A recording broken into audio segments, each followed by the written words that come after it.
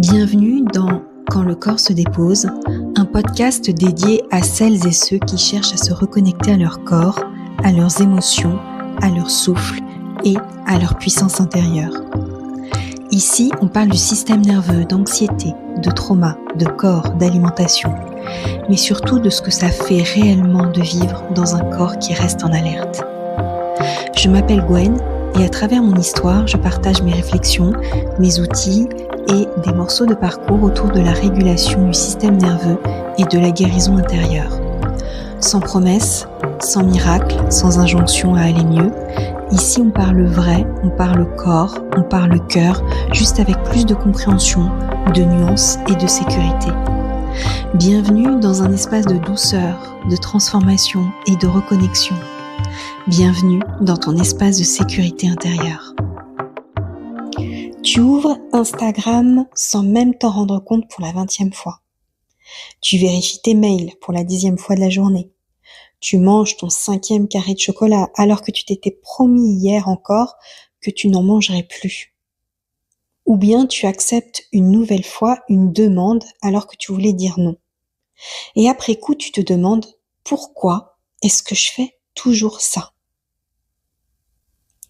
On pense souvent que ces comportements sont un manque de volonté ou de discipline. Pourtant, les neurosciences nous racontent une histoire totalement différente. Une histoire dans laquelle notre cerveau cherche avant tout à nous protéger. Le cerveau, il faut bien comprendre, il n'est pas fait pour nous rendre heureux, mais pour survivre. Le cerveau, c'est une machine à prédire en fonction de nos expériences passées, bien entendu. Son rôle principal, c'est d'anticiper ce qui pourrait arriver tout à l'heure, demain, après-demain, dans un mois, etc. Il cherche en permanence à répondre à une question. Que va-t-il probablement se passer ensuite ?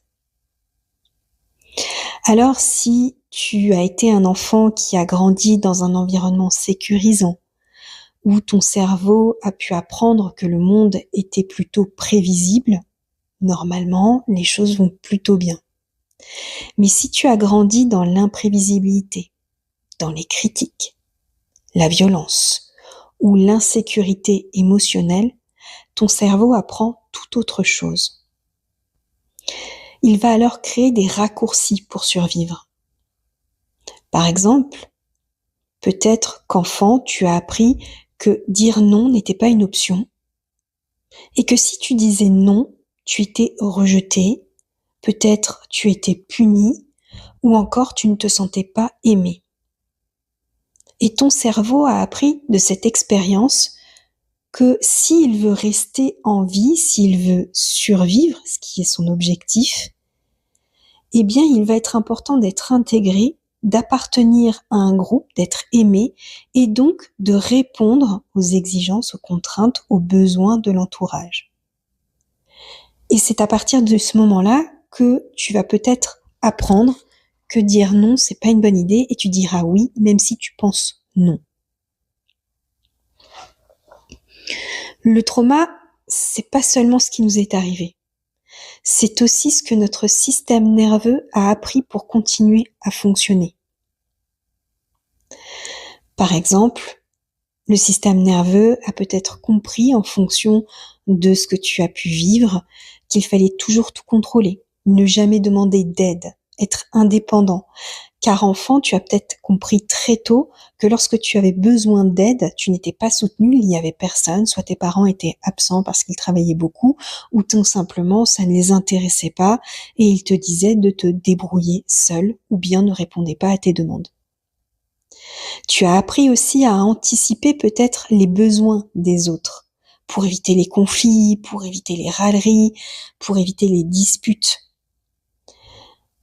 Peut-être aussi, et ça arrive souvent chez les enfants et notamment les jeunes filles, à manger pour t'apaiser.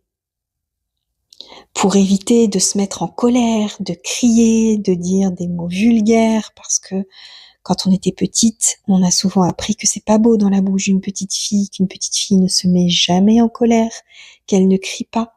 Donc manger permet d'étouffer toutes ces émotions, de les ravaler et donc de se mettre en sécurité, d'éviter d'empêcher notre survie, selon notre cerveau bien sûr. Tu as peut-être appris à te faire discret pour ne pas gêner, ne pas prendre de place. Ou alors tu t'es mis à travailler excessivement, à exceller en classe pour démontrer ta valeur, ton utilité. Ou encore tu as appris à éviter les conflits. Ces comportements ont été la plupart du temps des stratégies brillantes qui t'ont permis de survivre à un moment donné, d'être intégré, d'être aimé, de faire partie du monde dans lequel tu évoluais à ce moment-là, de ta famille, de ta meute. Ça t'a permis d'assurer ta survie pour ton cerveau et pour ton système nerveux. Le problème, c'est qu'une fois sorti de ces étapes de vie, le cerveau, lui, continue à appliquer l'ancien programme, alors que le contexte, lui, il a changé. Le cerveau, il ne voit pas le monde tel qu'il est. Il le construit en permanence à partir d'hypothèses qu'il base lui-même sur ce qu'il a vécu auparavant. Par exemple, si tu as souvent été rejeté pendant ton enfance, ton cerveau peut développer inconsciemment des prédictions comme « je dérange »,« je ne suis pas importante »,« je dois faire mes preuves »,« je dois être parfaite pour être aimée ». Et avec le temps, ces prédictions peuvent être ressenties comme une identité. Je suis anxieuse. Je suis nulle pour les relations. Je suis quelqu'un qui vaut pas grand-chose.